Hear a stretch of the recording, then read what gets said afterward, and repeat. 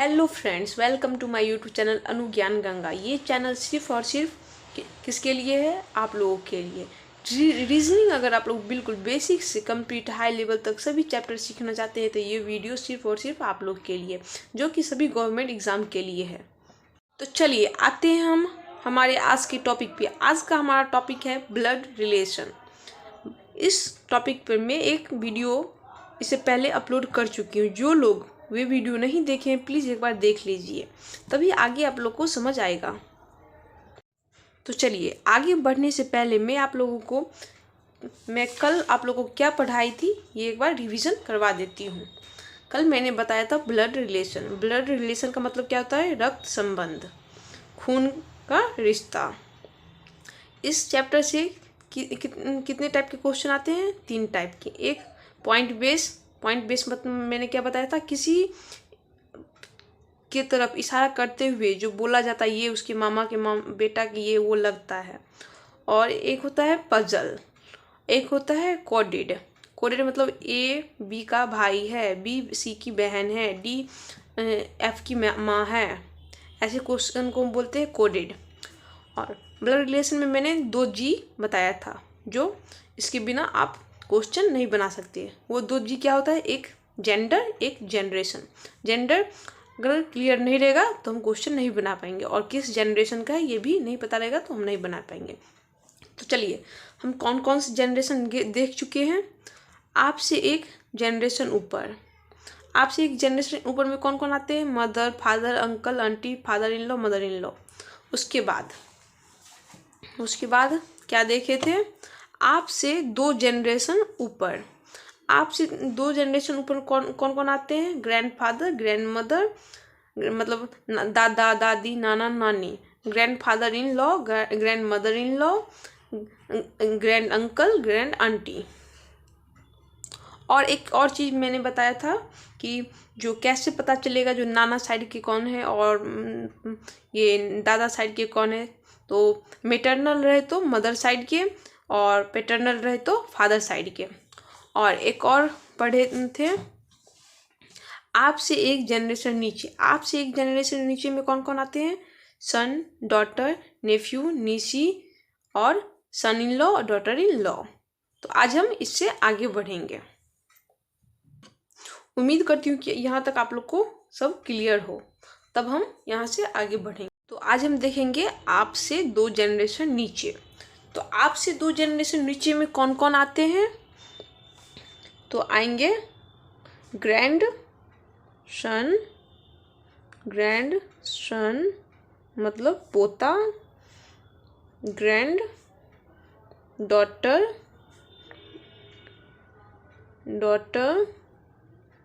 मतलब पोती। उसके बाद grand son in law,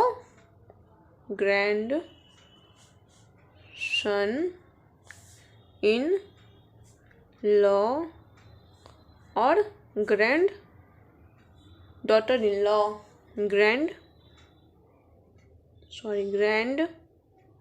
daughter in law. तो चलिए पहले मैं ये समझा देती हूँ। ग्रैंड सन का मतलब क्या होता है? पोता। ग्रैंड डॉटर का मतलब पोती। अब ग्रैंड सन इन लॉ कौन होंगे? ग्रैंड सन की वाइफ। और ग्रैंड डॉटर कौन होंगे? ग्रैंड डॉटर इन लॉ कौन होंगे? ग्रैंड डॉटर की हस्बैंड होंगे। ये क्लियर है? तो चलिए आगे बढ़ते हैं, आगे के जनरेशन को हम देखते हैं। आपकी सेम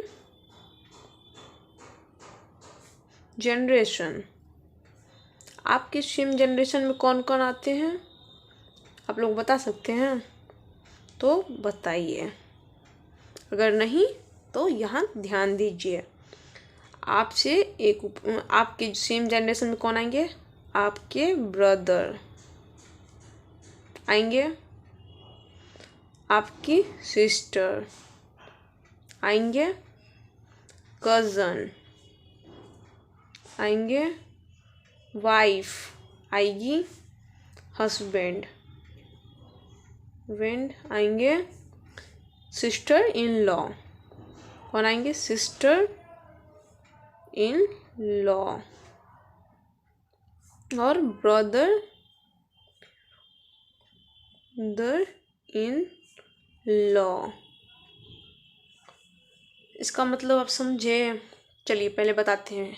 ब्रदर मतलब समझ ही गए होंगे, आपका भाई आप ही की जनरेशन का ना होगा, आपकी बहन भी आपकी जनरेशन की होगी। कज़न में देखिए, कज़न में बहुत सारे आ जाते हैं। जैसे मैं बता चुकी हूँ आप लोग को, हिंदी में बहुत सारे रिश्ते होते हैं, उसी को इंग्लिश में हम एक लिखते हैं। जैसे देखिए कज़न में कौन कौन से आएंगे?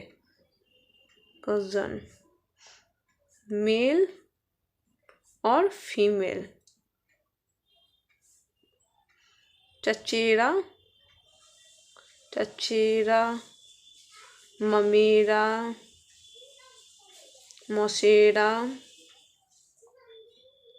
सेरा, फूफेरा और फुफेरा। और कोई भी आएंगे नहीं ना? देखिए इसमें भी पैटर्नल और मैटर्नल याद रखिएगा। पैटर्नल साइड के कौन कौन से होंगे? ये चाचा और फुफेरा, तो ये हो जाएंगे फादर साइड के रिश्ते। और मौसा, ममेरा और मौसा मैटरनल साइड के, मदर साइड के रिश्ते। तो चलिए आगे देखते हैं। सिस्टर इन लॉ, क्या? Sister in law. Sister in law किसको किसको बोलेंगे? साली, भाभी और ननद।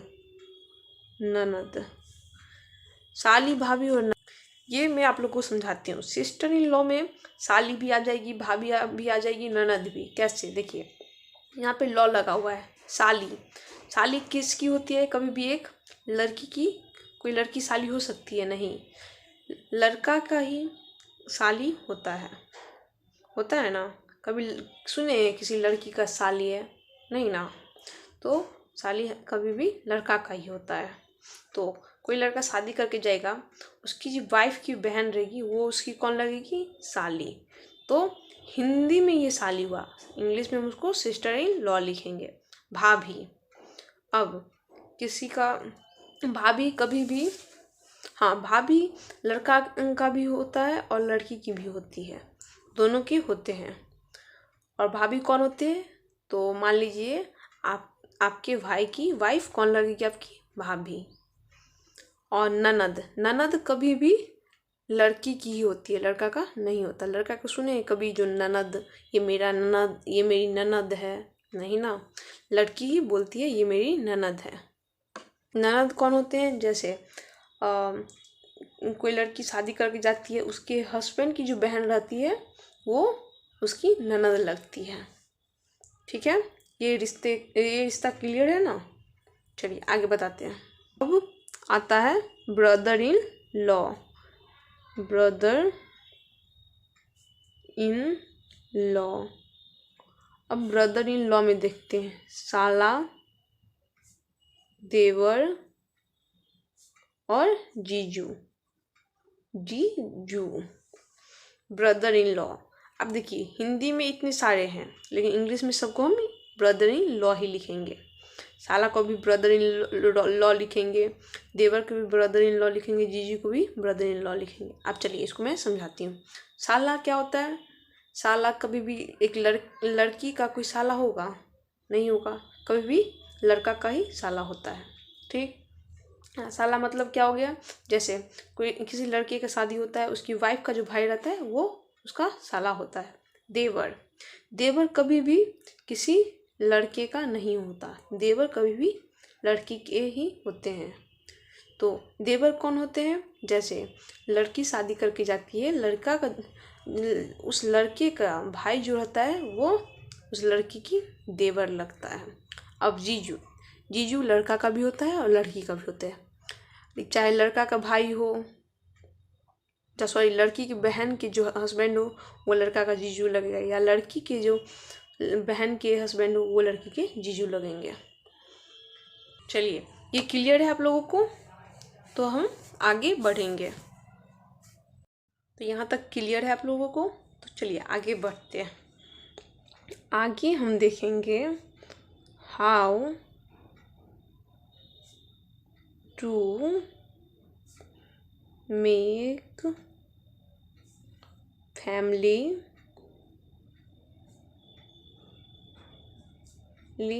ट्री।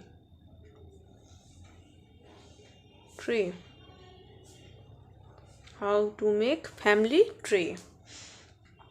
देखिए हम सब अलग अलग बताएंगे, लेकिन मैं बताती हूँ आप लोग को इजी तरीके से। मेल के लिए हम हमेशा प्लस का साइन लेंगे, फीमेल के लिए हम माइनस का, और हस्बैंड और वाइफ के लिए हमेशा इक्वल टू, दो लाइन ऐसे इक्वल टू का साइन लेंगे। तो चलिए अब हम फैमिली ट्री बनाना सीखते हैं। फैमिली ट्री कैसे बनेगा देखिए। सबसे पहले हम बनाएंगे क्या, माता पिता। ये नहीं, चलिए पहले ये कौन है, अच्छा ये पिता हुए, फादर, और ये मदर हुए, और फादर मदर ये दोनों हस्बैंड वाइफ हुए, तो इक्वल टू। अब माता और पिता, ये आप हैं, आप, ये आपके माता और ये आपके पिता, ठीक, ये आपके माता और ये आपके पिता। अब इनके पिता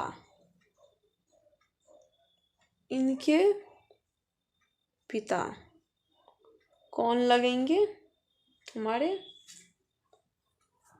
अब हम पहले पैटर्नल साइड की फैमिली को देखते हैं, ठीक।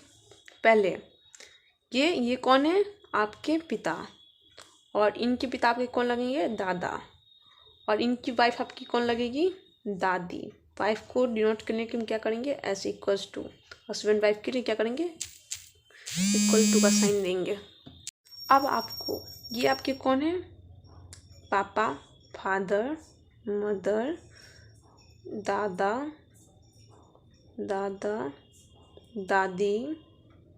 अब देखिए आपको चाचा बनाना है, तो कैसे बनाएंगे। चाचा कौन से जनरेशन में आते थे, आपसे एक ऊपर वाली जनरेशन में, मतलब फादर वाली जनरेशन में, मतलब ये इन्हीं के बेटा ना आपके अंकल लगेंगे। तो ये अंकल के लिए कौन सा साइन, प्लस। अब आपकी आंटी कहाँ से आएगी, तो इनकी जो वाइफ होगी ये आपकी आंटी होगी, ठीक। हम आगे बढ़े, और ये आपकी आंटी होगी। अब देखिए आप इनके एक और इनकी बेटी होगी, एक और इनकी बेटी के लिए क्या साइन देंगे, माइनस का, और ये आपकी कौन लगेगी, बुआ, और बुआ के हस्बैंड आपके कौन लगेंगे, फूफा जी लगेंगे। ये आपके अंकल, ये आपकी आंटी, ये आपकी बुआ, ये आपके फूफा जी, और ये आपके फूफा जी, और इनके बच्चे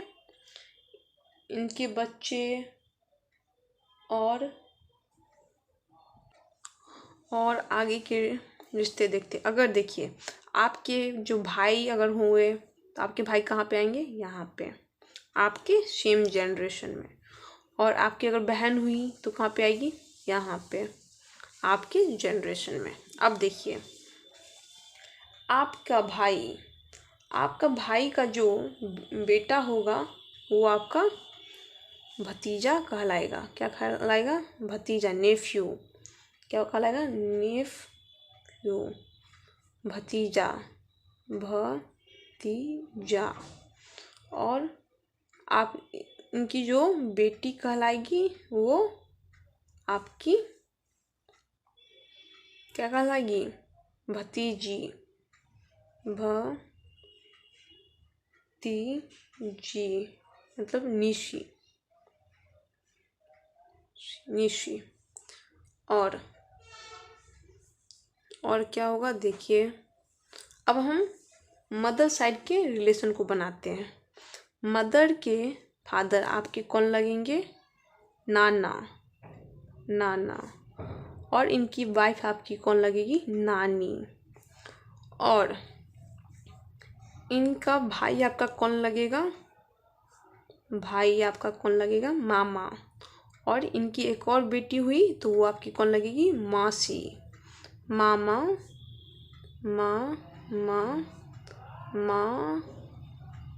मासी।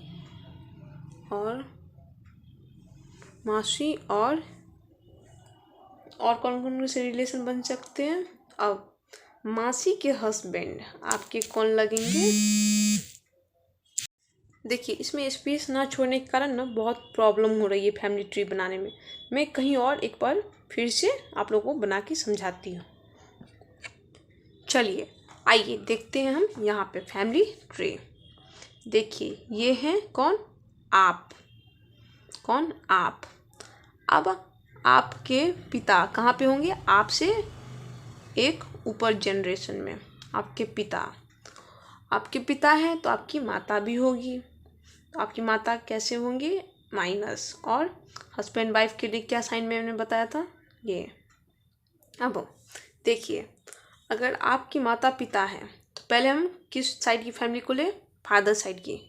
फादर साइड की फैमिली को हम क्या बोलते हैं? पैटर्नल। तो पैटर्नल। तो ये आपकी ये कौन हुए? फादर। ये कौन हुए? मदर। अब हम देखते हैं कि इनको फादर के पिता आपके कौन लगेंगे? दादा। कौन लगेंगे? दादा। दादा। तो दादा ये हुए कितने ऊपर जनरेशन में हम गए हैं? आपसे एक ऊपर जनरेशन आपके पापा, आपसे 2 जनरेशन ऊपर आपके दादा। और दादा की वाइफ आपकी कौन लगेगी? दादी। दादी। अब देखिए, अब यहाँ पे दादा दादी हो गए। अगर अब हमें अंकल बनाना है तो अंकल कौन से जनरेशन में आएंगे? तो आपसे एक ऊपर जनरेशन में। तो आपसे एक ऊपर जनरेशन में कौन थे? फादर, अंकल, मामा, मौसा, फूफा, यही सब थे ना। चलिए देखिए, तो अगर इनके जो एक और बेटे होंगे, एक तो आपके पापा हुए, एक इनके और बेटे होंगे, वे आपके कौन होंगे? अंकल। अंकल की वाइफ आपकी कौन होगी? आंटी। अब इनकी एक बेटी भी होगी। क्या होगी? बेटी। बेटी। वो आपके पापा के कौन लगेंगे? बहन। और आपकी कौन लगेगी? बुआ। कौन लगेगी? बुआ। बुआ के हस्बैंड, ये भी मैरिड होगी, इनकी भी शादी होगी।